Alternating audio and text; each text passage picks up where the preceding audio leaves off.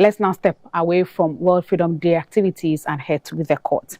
Galamsey kingpin N1, also known as Aisha Huang, has pleaded guilty to the charge of entering Ghana while prohibited from re-entry, contrary to Section 20, Clause 4 of the Immigration Act 2000, Act 573. Ms. Huang is currently on trial in respect of 4 charges of undertaking a mining operation without license, facilitating the participation of persons engaged in a mining operation, illegal employment of foreign nationals, and entering Ghana when she had been prohibited from doing so. She has been convicted on her own plea of guilt, with sentencing deferred to the end of the trial. The trial of N. Huang, popularly referred to as Aisha Huang, started in November 2022. Her charges include 1 count of undertaking a mining operation without a license, contrary to Section 99(2)(a) of the Minerals and Mining Act 2006, Act 703, as amended by the Minerals and Mining Amendment Act 2019, Act 995.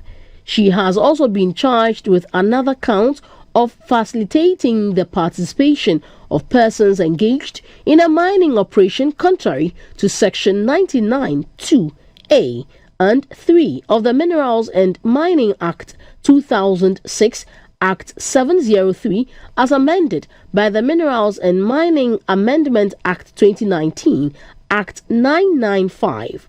Again, Aisha Huang has been charged with illegal employment of foreign nationals, contrary to Section 24 of the Immigration Act 2000, Act 573, as well as 1 count of entering Ghana while prohibited from re-entry, contrary to Section 24 of the Immigration Act 2000, Act 573. Prosecution throughout the trial called 11 prosecution witnesses, including farmers, concession owners, and immigration officials, who maintained during the trial that Ms. Huang was heavily involved in illegal mining operations.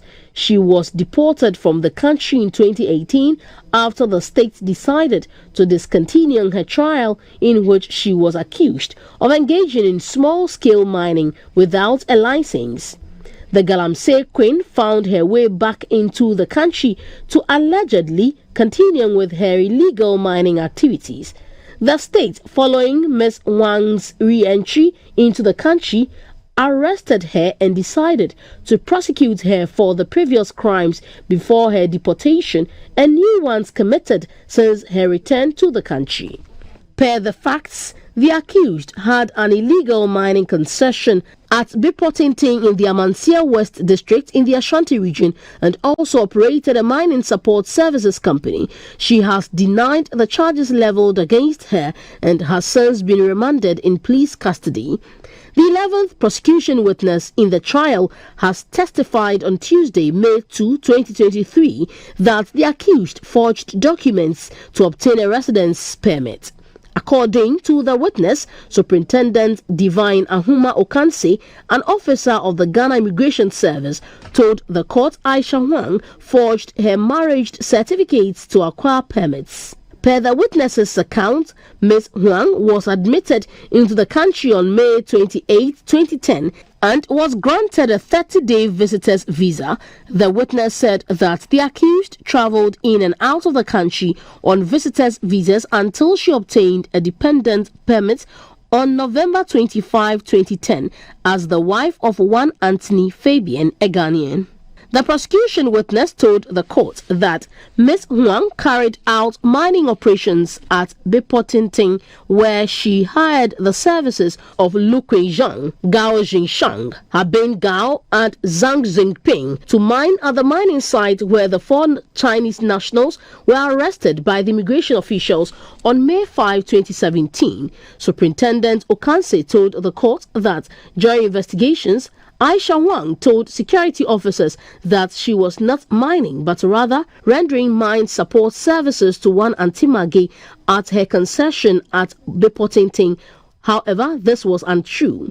Following the arrest of Ms. Huang, the process leading to her acquisition of the indefinite residence permit was reviewed, and it was found that most of the documents supporting her application, such as the Ghana passport biodata pages of Anthony Fabian and the marriage certificates of her supposed marriage to Anthony Fabian, were forged. The passport office of the Ministry of Foreign Affairs and the Births and Death Registry in Accra did not have any records on the accused person's husband, Anthony Fabian. Prosecution on Wednesday, May 3, 2023, closed its case. Lawyers for Ms. Aisha Huang have indicated to the court they intend filing a case of no submission in respect of counts 1, 2, and 3 of the charges leveled against the accused person.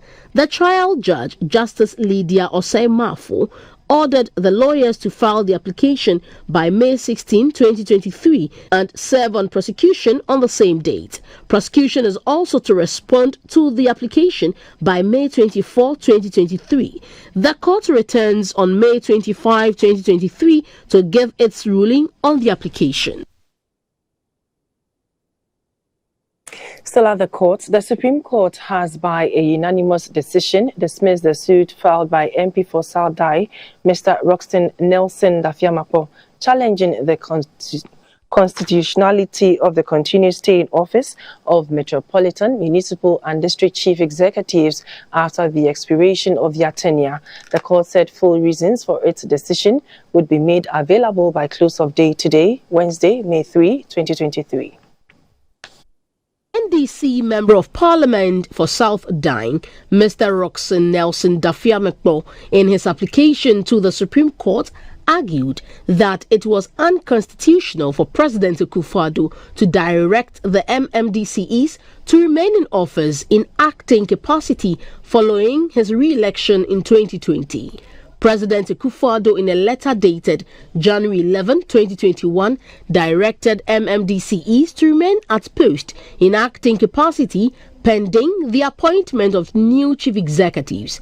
But Mr. Dafiamapo argued that the order by the president contravened the constitution and wanted the Supreme Court to declare those who acted as MMDCEs then as illegitimate, and that all actions, including liabilities created in view of their acting as MMDCEs, were not binding on the country.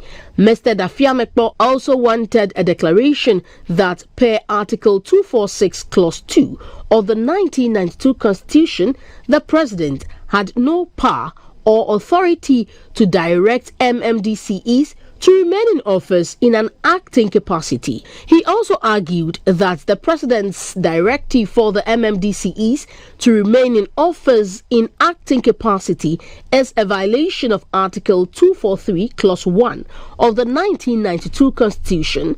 The court, however, dismissed all the relief sought by the MP. Nipapo Ado, lawyer for Mr. Dafiamapo, reacting to the decision of the Apex Court, said the decision brings closure to the lingering questions on the matter and clarifies the governance structure.